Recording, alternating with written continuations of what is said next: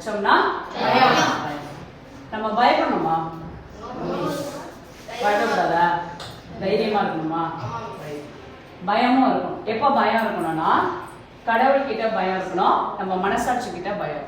கடவுளுக்கு கண்டிப்பா நம்மளை படைச்சது யாரோ ஒரு கடவுள் தானே நம்மளை படைச்சிருக்காரு. கடவுள் நம்பிக்கை இல்லாதவங்க என்ன சொல்லுவாங்க, இயற்கை நம்மளை படைச்சது அப்படின்னு சொல்லுவாங்க. ஸோ கண்டிப்பா நம்மளுக்கு பயம் இருக்கணும்.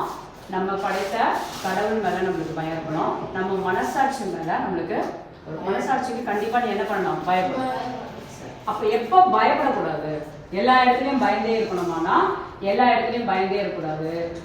எல்லா இடத்துலயும் தைரியமா இருக்கணும். நம்ம எப்ப தைரியமா இருக்க முடியும்னா நேர்மையாகவும் ஒழுக்கமாகவும் இருக்கும்போதுதான் நாம தைரியமா இருக்கணும். தப்பே பண்ணலன்னா நம்ம துணிஞ்சு தைரியமா இருக்கணும். யாருமே நம்மளை எதுவுமே என்ன பண்ண முடியாது, கேட்கவே முடியாது. கேட்டாலும் நம்ம